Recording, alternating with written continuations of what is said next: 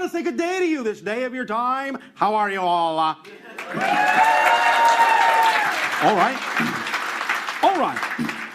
First and foremost, we thank each and every one of you once again for the co-creation of this interaction. It is always our passion and our pleasure to interact with each and every and all of you. This transmission has been titled, "The Past, the Present, and the Future Are Within You." And we will get to that in a moment. But let us give a brief recap about the concept of time. First and foremost, you have now for many years been talking about the idea that time is an illusion, and it is. In that sense, it isn't quote-unquote real, but it is real as an experience. And you create it with your consciousness in a very specific way. As many of you are beginning to realize, there are an infinite number of probable realities that, in a sense, overlap all at once, simultaneously, coexisting with what you consider your reality to be. And the idea is that time is a side effect created by shifting the focus of your consciousness through different parallel reality frameworks, literally billions of times per second. It's like your movie projector is your consciousness, focusing through different frames on a so-called film strip of reality. And as you illuminate frame by frame by frame by frame, you create this illusion, this projection of time and space and movement and change. Each and every frame has no movement in and of itself, no experience in and of itself. So you have to create the idea of continuity, one frame after another in linear terms, to create this idea, this projection, this holographic structure you call physical reality, space, time. Now, the idea of creating this is to give you a particular experience that allows you to forget that you are a greater being, and then go through a process of remembering that you are a greater being, but from a new point of view, a new discovery, a new perspective of yourself. This is how creation expands, because you see, the structure of existence never changes. What changes, what expands creation, is your relationship to, your reflection of, your perspective of, and your experience of that structure that never changes. So by creating these different perspectives, these different points of view of the same structure, you continue to expand creation, and all that is can experience itself in all the ways that it's possible to experience itself through each and every one of your unique viewpoints, being reflections of all that is. But the idea now is that for many millennia, you have been dealing with this concept of time in certain ways, but now it's time to start dealing with time in a different way. First and foremost, by even knowing and understanding that it is your projection, that it is a side effect of your consciousness, shifting these billions of times per second, the product of knowing that, the product of becoming aware that you're already shifting that quickly, is what creates this sensation you call acceleration. It's not that you actually accelerate or shift any faster than you have always been shifting. It's that by becoming more aware of the rate of shift, you experience it as a reflection in your physical reality more and more and more, and it appears as if your reality is actually accelerating. This expands your senses so that you can see more, feel more, be in touch with more things from a broader perspective, a higher point of view. And it allows you to experience physical reality as more flexible, more malleable, more plastic, where you can experience things like synchronicity more often, and other kinds of side effects of space and time that allow you to know that it is your projection, that it is your creation, and you can begin to have more conscious awareness of how to use it artistically to your advantage. The idea now, as we titled this, is that you have for a long time been anchored to this concept of the past creating your present. And as we have said many times, this is not actually true. It may be a description of the kind of experience you're having, but there's a big difference between a description of an experience from your space-time point of view and a description of the actual mechanism underlying the experience. two very different things very often. So the idea that you experience in space-time is that your past generates your present. In truth, your present generates your past. Because there is only now. There is only here. This is the only place you exist. It is the only place you create from. Therefore, when you define who and what you are in this present experience of yourself, by changing yourself literally into a different person every moment, and I mean this literally, it's not a metaphor, every moment, any change, total and complete change, you are a different person literally, on a different version of Earth literally, in a different multiverse literally. Therefore, every single time you change yourself, by whatever amount or degree, in whatever way, you are truly a new person. So in working through the idea of the framework of space-time, to make it make sense, logically, as you say, you have to have, linearly speaking, a new past that determines how you became the person you are now in the present that's different. So every single time you become a different person, that different person has a new past.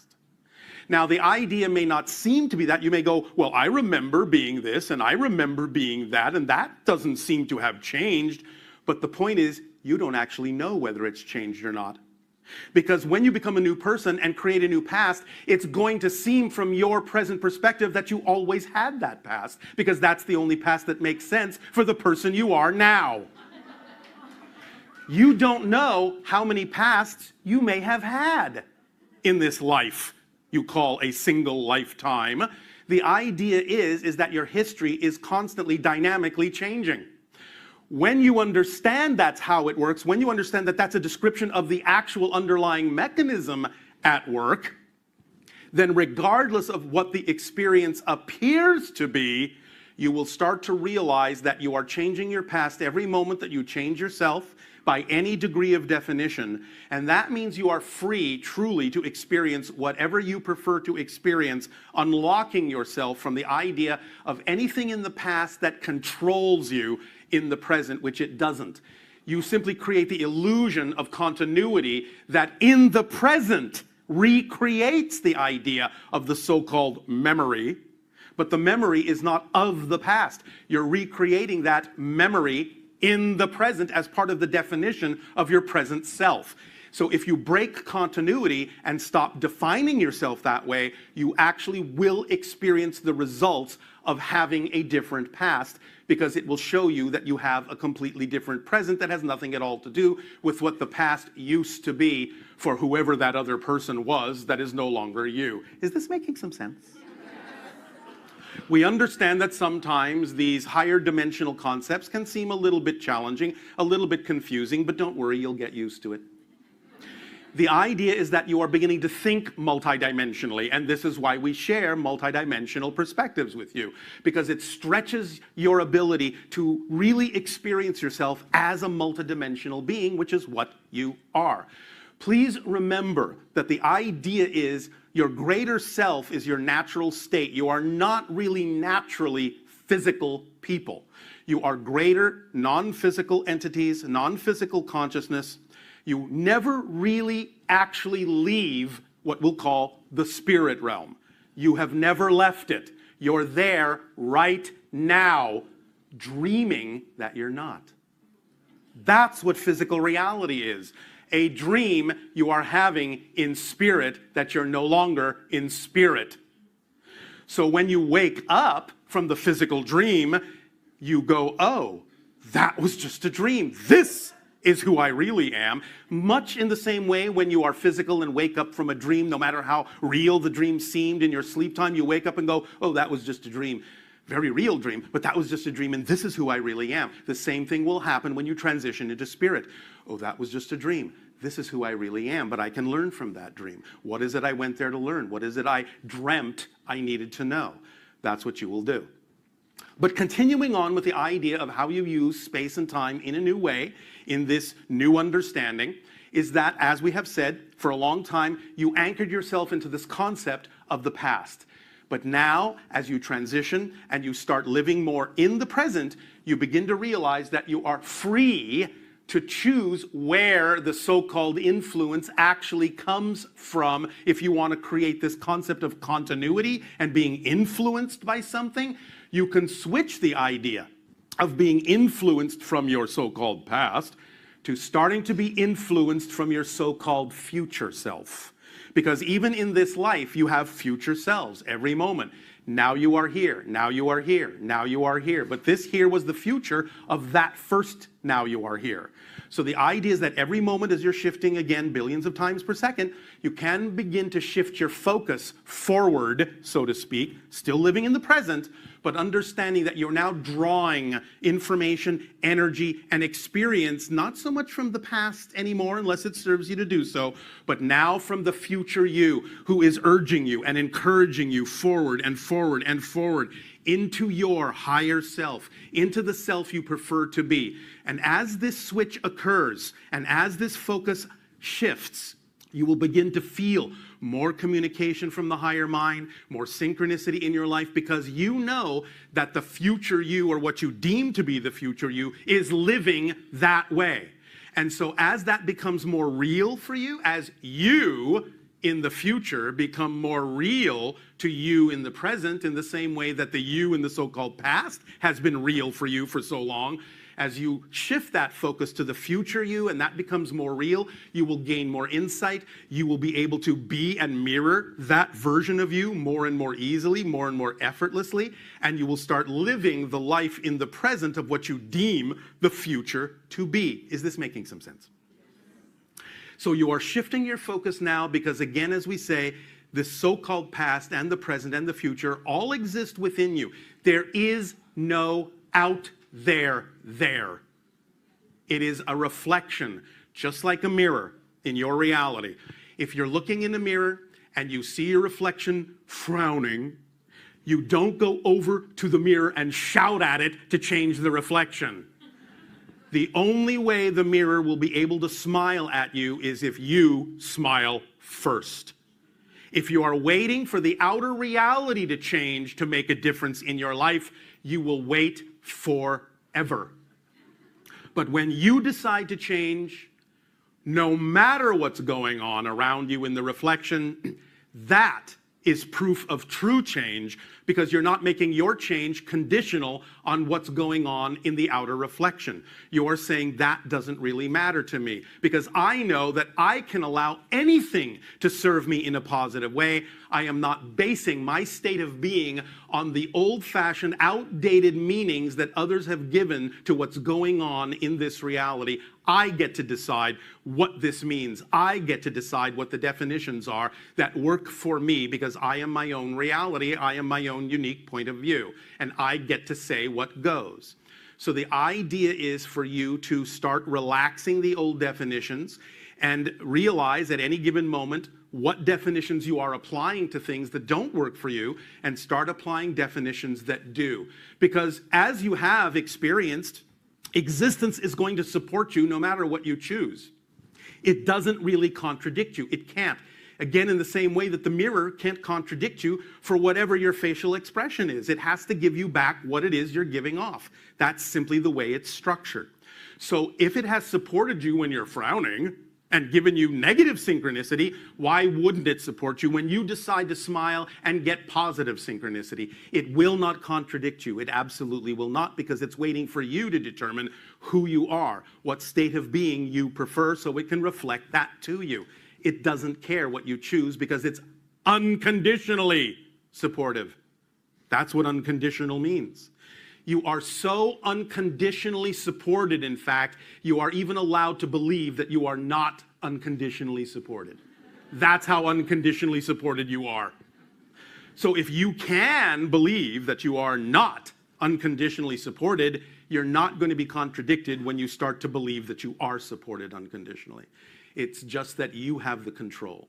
So allow yourself to take the time to explore the idea of connecting more to your own future self in this life, knowing that your future self is already experiencing simultaneously the kinds of things that you prefer to experience in your life now, in the present, so that you can act more like that version of you and become more like that version of you in the new presents that keep coming as you flow your projector light through the present frame, present frame, present frame, present frame.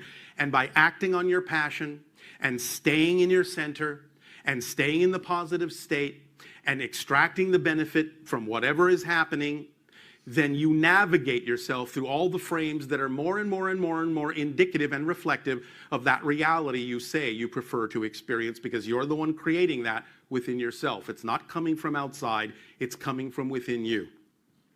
One final very important thing is that to remember, it doesn't matter what happens. It matters what you do with what happens. That's what makes the difference in your reality. It makes all the difference in the world. Does that make sense? Yes. Thank you. Thank you for allowing us to share this idea. Let it sink in its own good time. Make it your own. Use it how you will. And have fun with it. Remember, the first step toward enlightenment is to lighten up. Don't take things so seriously. Have some fun. It's a process. Life is a process, but it can be an energizing, exciting, ecstatic, synchronistic one if you allow it to be. Each and every one of you has a current in the ocean of creation that is unique to you. Going with the flow means you allow yourself to know that the current knows where you need to go. Go with that flow. Don't resist. Don't swim upstream. Unless, of course, you enjoy pain. The idea is to know that surrender is not surrendering control. Surrender is surrendering to the control that's already innately built into you. Allow it to express itself through synchronicity, through imagination, through being here and now, which is all there is. In return for the gift that you are allowing our civilization to experience in each and every one of you, I ask you now, in what way may we be of service to you? Please begin with your questions and dialogue, if you wish. So, are you ready? Okay. Divided the UFO community, I guess. Many people believe that abductions occur, many people believe that they don't. Can you explain to me whether or not abduction is happening and whether or not it's malevolent, or I guess why? What is the interest in human beings? All right, this is a long story. They are happening. It is not malevolent, though it may not contain the emotional component that most humans require for comfort. The analogy might be, on a simple level, that if you know a child needs to see a doctor, but they are afraid, but you know it's for their benefit, then they will be taken anyway, regardless of how they feel. The idea here is to understand that there is something very large going on. It involves humanity, and it involves humanity from a parallel reality. The beings that you refer to, in general, that are most often associated with the so-called detainment or abduction or contact phenomena, this idea is that they are mutated humans from a parallel version of Earth. They destroyed their version of Earth. They needed to mutate themselves in order to thrive to a certain point, but use their advanced technology to shift into parallel realities such as yours, where they would find viable human DNA that would allow them to perpetuate their civilization, because the destruction of their world had caused them to have the inability to reproduce, and they were dying out. Right. Because of the mutation, they appear to you to be extraterrestrial. They are not. They are simply humans from another parallel version of Earth, that have come to your version of Earth and other versions of Earth to gather human DNA to create hybrid species, such as my own civilization, in order to perpetuate their culture and survive. In return, as a gift, for the gift you have given them and us for our existence, we assist you by giving you information that ideally would prevent your culture from going down the same destructive path that their culture went down, so that you don't have to experience the same thing that they did. That is the short version of the story. That's a lot. And so, but abductions are still happening now. I mean, not so much, although some do still continue, but that agenda has gone into a different phase of acclimation.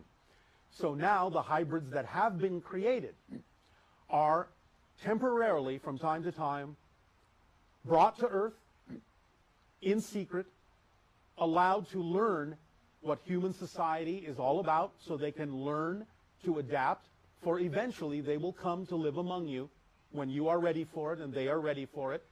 But for now, they are being trained to understand the differences between your human society and their society.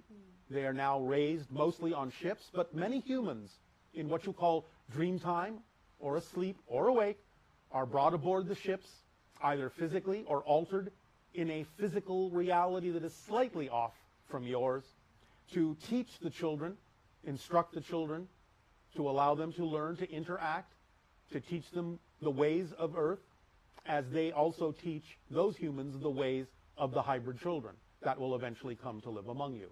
This is all part of the agenda of the evolution of humanity into what we call the sixth hybrid race.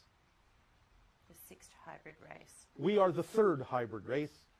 There are two before us, and there are two after us, forming 5 hybrid races. Humanity on Earth is evolving into the sixth hybrid race as a part of its natural evolution, its natural ability to raise its frequency, its vibration, and become part of the galactic family in earnest.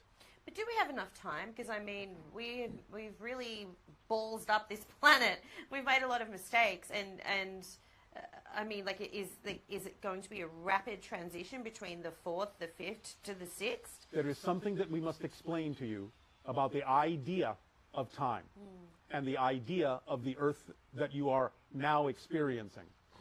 Many people are of the idea that you change the planet you're on.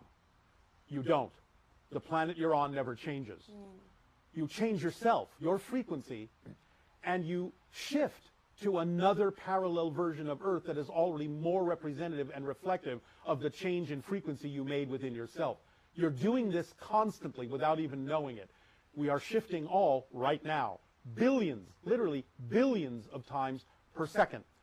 What scientists on your planet have called the idea of Planck time is the so-called tick of the clock of physical reality.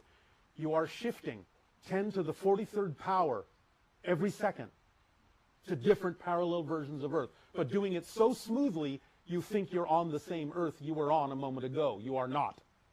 So the idea is to navigate this shifting by raising your frequency, by becoming more expanded in your awareness, so that you are constantly shifting yourself in the direction of more and more versions of Earth that are more like the versions you prefer to experience.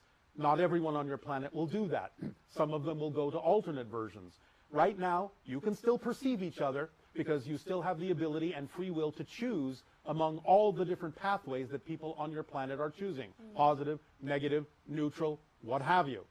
But eventually, as you keep choosing in the direction of your preference, in the years to come, you will no longer be capable of perceiving the people that have chosen diametrically opposing paths, or ones that are simply no longer vibrationally compatible with what you prefer. And the only world you will experience will be the world where only the similar vibrations to your own will be able to be experienced by you, and similar vibrations to the other paths will be able to be experienced by them, but you will never meet in physical reality in that way again. You will meet in spirit, but not in physical reality, because you will have chosen different versions of parallel realities to play out the Earth game. So, Yep.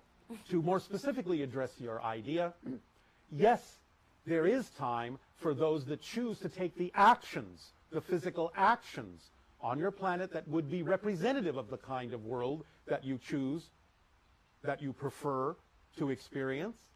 So taking those actions is of paramount importance to represent, to show through physical actions, which is the language of physical reality, what kind of a world you do wish to shift to more and more and more. And therefore there is always enough time if those people taking those actions will take them when they truly are moved to take them. They will then have enough time because they will create the time in the new world. They will create a shifting scenario that will bring with it enough time. Those that don't choose to take those actions will run out of the perceived idea of time and will experience possible devastations, similar to what the Greys experienced before they mutated. Okay. So first contact is coming. I believe that First contact is happening. First, well, it's That's happening why right you're now. talking with us. Oh, that's happening right now. I mean, first contact on a mass scale where all of humanity is made aware that there are extraterrestrials. All of humanity who shifts to the version of Earth that is open to the idea of contact. Those that do not shift there will not experience it. When would this occur for those people? The highest probability that we sense in the energy, the collective energy, at this point, is that there may be a large contact event sometime around the end of your year of 2026 or the beginning of your year of 2027. This does not mean that open contact will occur everywhere at once. But we sense in your energy that there will be certain circumstances and situations on your planet that will bring about a requirement that some form of contact event will occur around that time and be relatively evident to most individuals on your planet. So This will change the mindset of your world sufficiently so that those choosing to accelerate in a more positive direction toward the idea of more open contact can do so, and the others may decide for themselves what they wish to do in relation to that event. So a lot of people will watch this interview, and a lot of people will want to know what can they do so that they can evolve alongside us to be part of that collective in 2026. This is where we give you the information that we refer to as the formula, the instruction manual, or the cosmic compass, for it is literally a boiled down depiction, a boiled down description of how physical reality is created by your consciousness. And knowing this consciously is like following an instruction manual that will allow you more conscious control over the direction in which you navigate. The formula, as you say, in a nutshell, though we're not completely certain why you always stuff these things into nutshells, is, number one, to act on your highest passion every moment that you can.